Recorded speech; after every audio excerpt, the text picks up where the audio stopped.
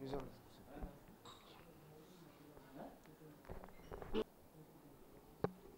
Sir ఒక్క నిమిషం sir visual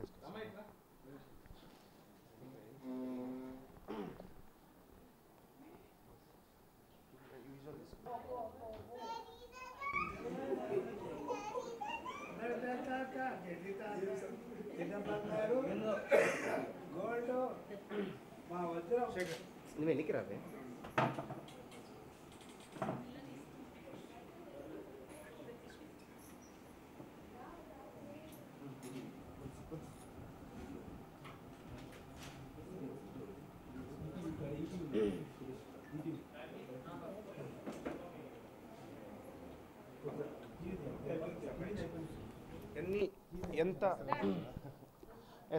ఎంత ఉన్నత శిఖరాలకు ఎదిగినా సరే తల్లిదండ్రులని మర్చిపోకూడదు అంటారు.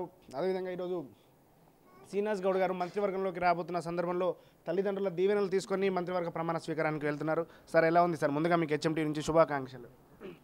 థ్యాంక్ యూ అండి, చాలా సంతోషంగా ఉంది.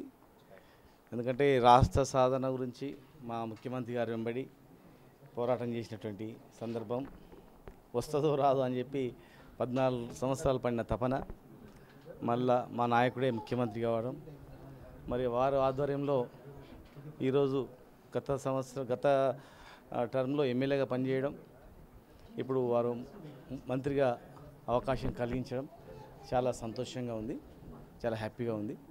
మా ముఖ్యమంత్రి గారి అడుగుజాడల్లో ఖచ్చితంగా నడుస్తాం. సార్ మీరు ఉద్యమ సమయంలో ఎన్నో ఆటపోట్లు చూశారు సార్, ఏం కావాలనుకుంటారు తెలంగాణ ప్రజలకు?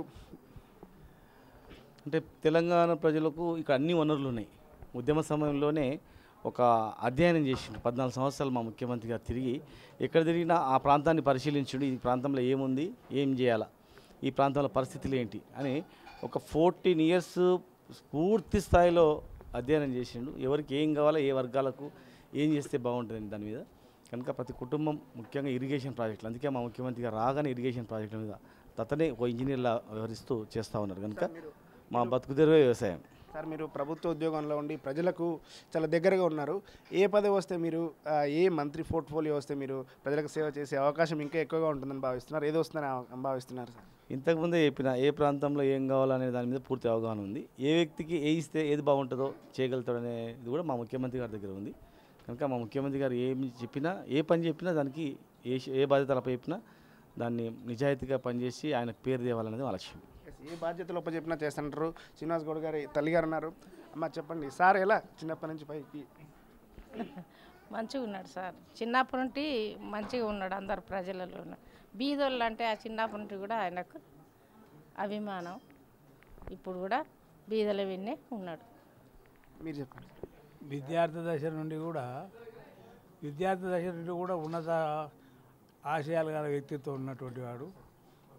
విద్యాభ్యాసం చక్కగా చదువుకొని ఈ ఉన్నత శిఖరానికి అధిరోహించిన దానికి తల్లిదండ్రులుగా మేము చాలా గర్వపడుతున్నాం. మా అబ్బాయి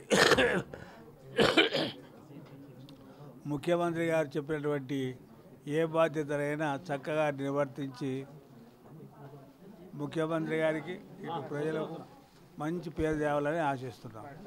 అది తనకు ఏ పదవి ఒప్పజెప్పినా సరే తాను ఆ దగ్గర నెరవేరుస్తానని, అదేవిధంగా తన తల్లిదండ్రులకు ఏ విధంగా అయితే సేవ చేస్తున్న ప్రజలందరికీ, తెలంగాణ ప్రజలందరికీ సేవ చేస్తానని చెప్తున్నారు. ఆయన అక్కడికి వెళ్ళేటటువంటి సందర్భంలో అభిమానులందరూ కూడా ఇక్కడికి వచ్చి పెద్ద ఎత్తున శ్రీనివాస్ గౌడ్ గారిని కలుస్తూ ఉన్నారు.